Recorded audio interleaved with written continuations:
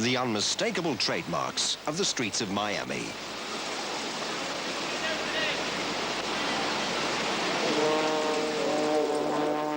Look up, and you'll find that the blue Florida skies have been commandeered by a small band of intrepid souls forging unique signatures of their own.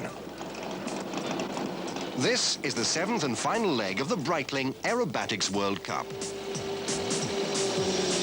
Over a period of 2 days, 16 contestants from 12 countries converge on the Pompano Air Center for the World Cup prize.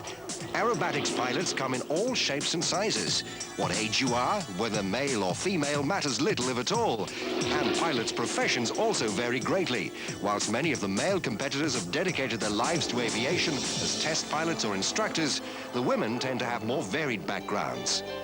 Christine Genin is training to be a doctor, and Patty Wagstaff is a model, actress, and one-time student of Eskimo culture in Alaska.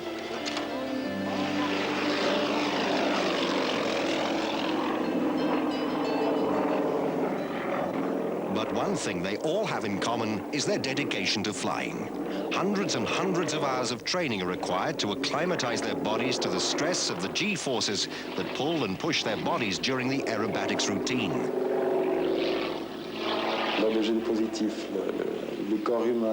With the positive Gs, the blood accumulates in the lower members. The human body compensates for this blood loss by increasing the heartbeat in order to continue to service the brain. If the brain isn't irrigated, the pilot will black out. With negative Gs, it's the opposite. The blood accumulates in the heart and the brain. The heart fights this excess of blood by beating more slowly. If it doesn't do this, the pilot literally sees red, which means that there's blood inside the eyeballs.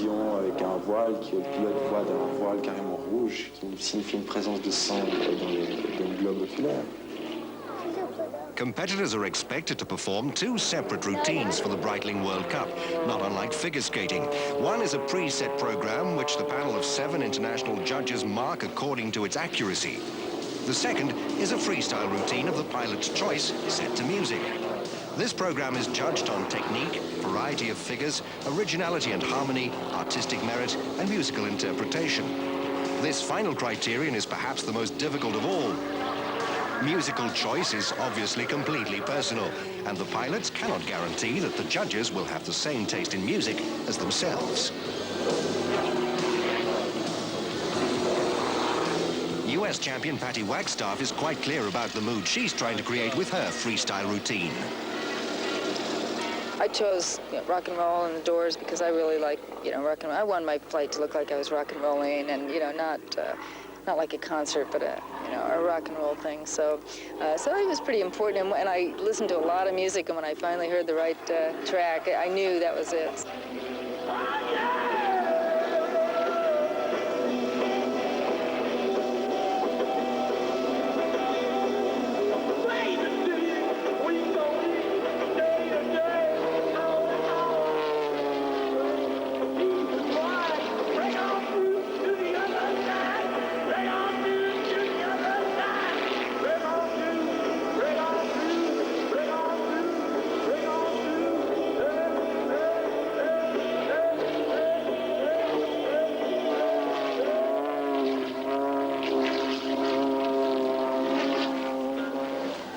Jurgis Kairis, a Sukhoi test pilot from Lithuania, is in current pole position.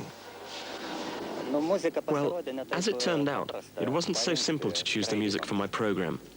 I thought about many different variants and listened to lots of pieces of music. I also studied how other pilots went about choosing their music. All I can say is that it's very difficult to adapt music to a flight program. In stark contrast to the Doors, Kairis eventually opted for the classical tones of Mendelssohn for his famously extravagant freestyle routine.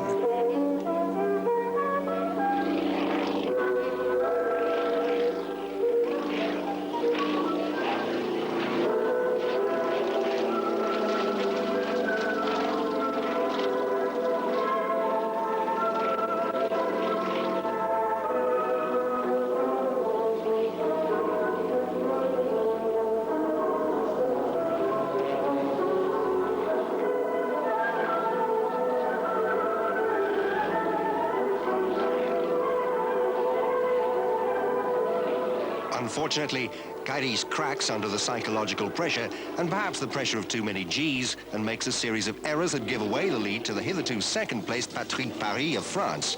This is his winning routine.